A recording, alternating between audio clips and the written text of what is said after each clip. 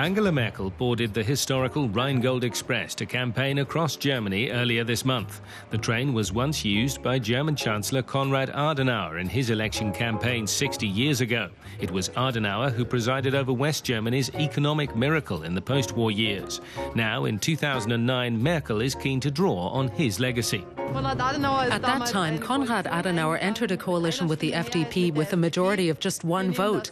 We take that as a good omen for our campaign, because we are, of course, also aiming to form a new government.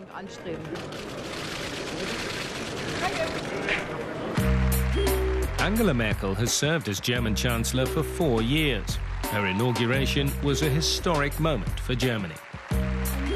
So wahr mir Gott helfe. She was the first woman to become Chancellor and the first Chancellor to have grown up in former communist East Germany.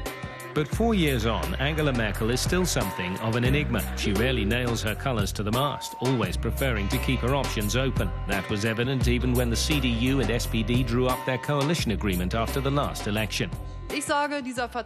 This treaty will allow us to answer the question as to whether people will be doing better in 2009 with a joint yes. Merkel led a coalition of Germany's two main parties, known here as a grand coalition. It means the government has a significant majority in parliament. But it also means constant tactical manoeuvring and compromise. Long night sessions were a regular occurrence under her leadership. The two parties would agree a watered-down compromise, which then had to be sold to the public as a success.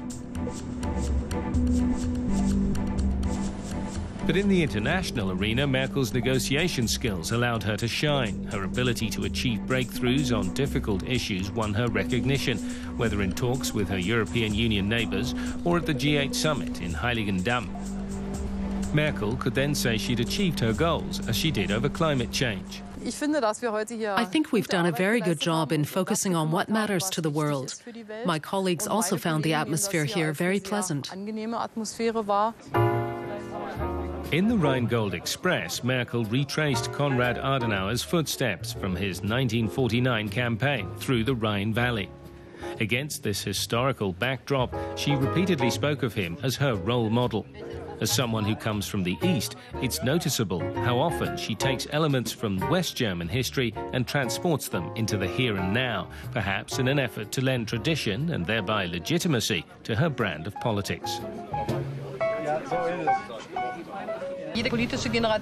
Obviously, every political generation faces its own challenges. Today is not only the 60th anniversary of the election of Konrad Adenauer, it's also the first anniversary of the collapse of Lehman Brothers. This day had a real impact on the global economy and led to an international financial and economic crisis, which we now have to deal with, to ensure that Germany emerges from this crisis stronger. That's the task I and my political generation face.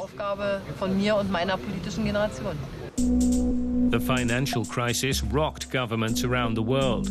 Within weeks, the markets had plummeted to record lows, and major financial institutions were on the verge of bankruptcy. Merkel was forced to act quickly, something she'd hitherto generally avoided. But now there was no time to wait things out. We, as the German government, will not allow one institution's precarious situation to drag the entire system into a precarious situation. And to those who have savings, we say their savings are secure. The German government guarantees it. Merkel's guarantee and her reaction to the plight of the stricken automaker Opel marked a sea change in her policies. The formerly market-oriented Chancellor backed an extensive programme of state intervention, although she still maintains that it doesn't chime with her own political beliefs. With all due respect, the state doesn't make for the best entrepreneur, but it can and should build bridges. During her trip across Germany, Merkel repeatedly left the train to greet the crowds. She's very popular, more popular than her party. So the CDU is using her as their trump card. Their slogan, "Wir haben die Kraft," we have the strength, could equally be translated as, we have Angela Merkel. The poll ratings show she's well on course for a second term in office, regardless which coalition partner she chooses. And in typical Merkel fashion, as election day approaches, she's keeping her options open.